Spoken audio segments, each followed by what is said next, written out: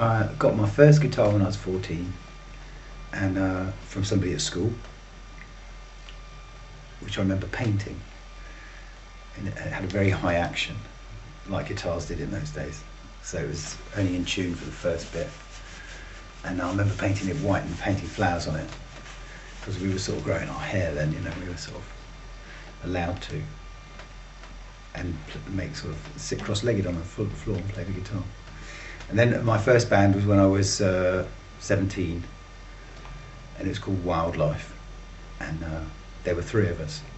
We had drums, electric guitar and keyboards, and we went to record at Surrey Sound Studios with Nigel and Chris Gray, who produced the Police's first three albums, and they tried their new studio out with us, and it was a great experience.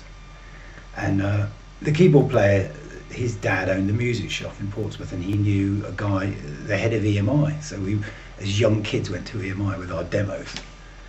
And one of the songs was good, and that Kevin wrote, called "Keeper of My Dreams." Oh, how she used to drive me crazy for the good times, and I'd get the bad.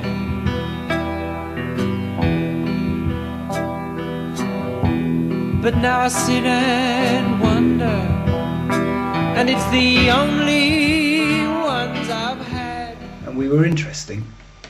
I think we wanted to be Queen, but we came out more like, I don't know, sort of like a folk band that occasionally got a bit rocky, you know. But that was my first band. That's quite amazing that you were able to go to a studio, have the opportunity to record in a studio when you were that young. Well, we had to pay for it. We were all working. Kevin and me were working in a bookshop. Charlie was still at school, I think. He was 14 when he joined us when we were 17. And he used to practice drums on the sofa, the sides of the sofa, till he got a kit. And it was good. It was good. Yeah, it was good. Yeah. What happened then? What happened after that then? Well, I moved to Somerset. And when I got to Somerset, Charlie Miller decided to go to Somerset too with us, so he carried on being our drummer. And we had a band called New Wildlife for a while, with a keyboard player called John Thomas. Yes, John Thomas. And he was the keyboard player. John was the keyboard player. He told me the last time I saw him, he was playing for Bucks Fizz. Wow. And but he was a very good keyboard player, and we were used to having that. But then we had a bass player, Barry Webber, who stuck with us for a long time. He was a lovely guy. His dad owned a record store in Street, and he was a picture framer too, Barry. Who else was in the band? Simon Gosling, who last known was doing cruises, piano cruises, and being the band leader. He was a very, very good guitar player. That was good. And it just carried on for a while. Then we had a band called Hot Property with Mark Cullen in Street, Barry Webber, Charlie Miller, me, Mark Cullen.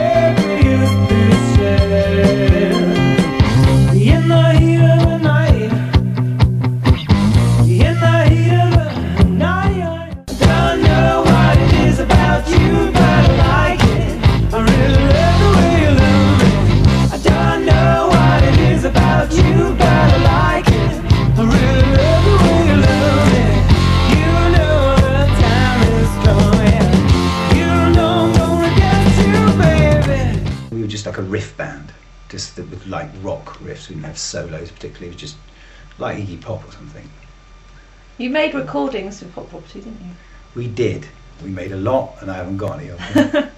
And I'd like to track some down. So if anybody's got any. But yeah, we did. Yeah. So then what happened? After Hot Property, Mark Cullen left with his band, another band he was in called Mustang, who were really good. And I was heartbroken because it was good and it was going really well. We used to play up at Pilton at the big winter parties by the fire that Richie Brumston and Charlie Miller and a few other people put on. And we were going really well and it was lovely. We asked Kevin back into our band to help us out because we had gigs and stuff like that, and which he did. He came in and played adequate guitar and taught me to play guitar, which I'd not done ever since I'd left my bedroom and the acoustic guitar that I painted. I'd not played acoustic. You were just a singer. Just a singer, jumping about and pogoing with his shirt off. That's what he used to do. You did quite a few gigs with Hot Property, didn't you? Yeah, we did quite a few. Did you get them yourself, or did anybody get them for you? I think we got those mostly ourselves. I remember we played up at a couple of schools, youth clubs, but we used to get stuff ourselves, and sometimes we played parties. Back then people had a lot more sort of outdoor parties around Pilton and that area, so we used to sort of do that. And also we used to play at Stonehenge while it was still legal before Battle of the Beanfield. There was a good festival there, and we used to go over there. We used to have to pay to put the petrol in the generator so that we could do a set, but we wanted to, and it would be good. There'd be people like Hawkwind playing, and we played on a Sunday morning, take the whole family and kids and everything, and then come back. It was good. We did things like that. But the sweet things, we had interest in time and gigs from some of Miles Copeland's company, a company called 40 Products. That was it. They were great. There was a guy called Derek. He was a real nice guy. He used to bring bands down to Street to play in Crispin Hall, and we'd always support those bands, So we took our next bunch of recordings to him. Is that the Sweet Things? Is that basically the band that you had after Hot Property? Yeah. And who did they? Who was the Sweet Things? It was Kevin Jacks. There was Barry Webber, Charlie Miller, and myself.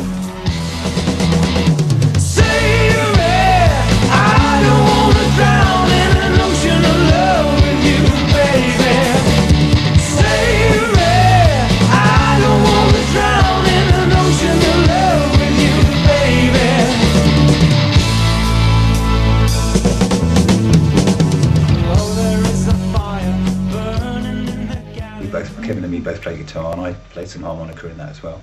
We did mostly my songs, but some of his too, Kevin's songs. And that went on a while till we got signed to Movement Audio Visual. And the producer didn't get on with the band, but liked my songs and stuff. And I think he sacked the band then. And at the same time, he'd sacked the singer of another band that were very good, and he put us together.